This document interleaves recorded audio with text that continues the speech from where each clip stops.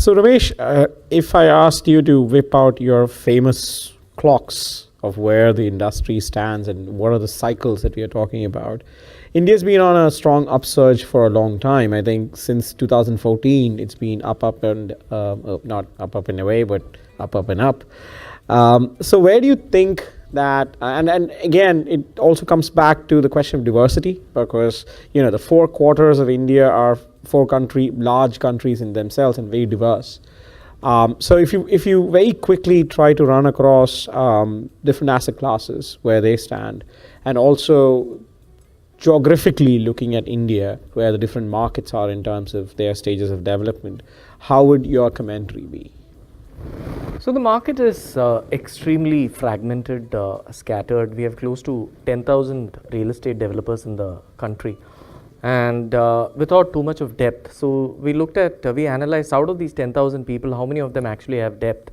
And the definition we gave for depth was the last 15 years, we broke it into parts of 5 years each. And they should have delivered one project in each one of those 5 years. So out of 10,000, we figured out that only 250 developers had delivered on residential, 40 developers on office, 5 developers on retail, 0 on industrial. So the market still, which is an opportunity for this audience and for developed countries to come and invest in.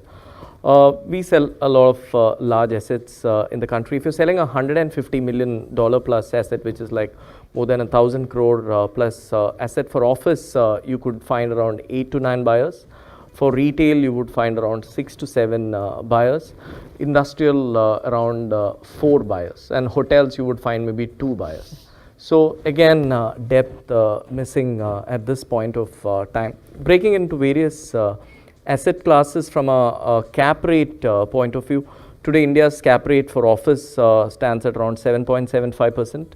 Retail at around 8% and industrial at around 8.25. Residential obviously is just around 2 odd percent.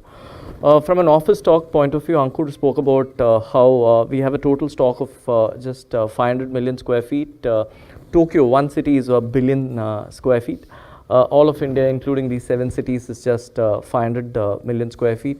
Vacancy levels in all the 7 cities for grade A is in single digits. Except 1 or 2 of them, it's in single digits. Annual office demand, probably the highest in the world at 30 million square feet. Office demand and supply more or less keeping in pace with each other. On the retail front, although we have 700 malls in the country, just around 90 malls of them is grade A. Grade A vacancy rates across the country for retail malls is less than 5%. Like I said earlier, Blackstone, which didn't own a single mall 2 years back, has already become the largest owner of malls in the country because they've been kind of buying malls all over. Industrial is a very big asset class. We have seen significant amount of interest. US has 12 billion square feet of industrial space. India has a total of just 140 million square feet of industrial space. So, and we have 17% of the world population in our country. So, huge amount of opportunity. Annual demand we estimate to be around 25 million square feet, at least 25. Today we don't have enough supply, but with the right supply coming, we need at least 25 million square feet. In terms of developer lending, the overall book size of all the banks and financial institutions put together is still limited, just around $65 billion. That's growing at a CAGR of around 16 to 18% every year. So there is a big opportunity for lending. A lot of global funds today have come to India and have various debt strategies and doing reasonably well over the last few years. On the hotel side, we went through a major oversupply situation over the last few years. We have 250,000 rooms in the country. We had just 125,000 rooms till 2007. The balance 125 came after that, which is had an overall impact on occupancy, which also shows that there are not too many buyers to buy active hotel rooms in the country. So overall, the sector looks extremely positive from the demand side. All asset classes we are seeing drop in vacancy. not much of concrete being poured. An important statistic is back in 2012, 75% was residential and balance 25% of the construction was all other asset classes.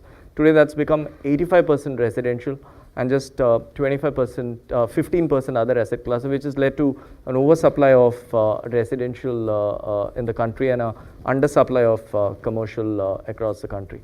There's one sector which is highly untapped in India, which is the affordable housing segment. Recently, CLSA put the demand for affordable housing in the country at 10 million units per annum. That's 10 million units per annum demand. Most developers in India produce homes which are more than $100,000, and only 1.5% of the total Indian population of 1.2 billion people can actually afford those $100,000 plus homes. So a huge amount of opportunity in the affordable housing sector across the country. The government has made a big promise of housing for all by 2022. Even if the government does 25% of that, I think it'll be a big achievement.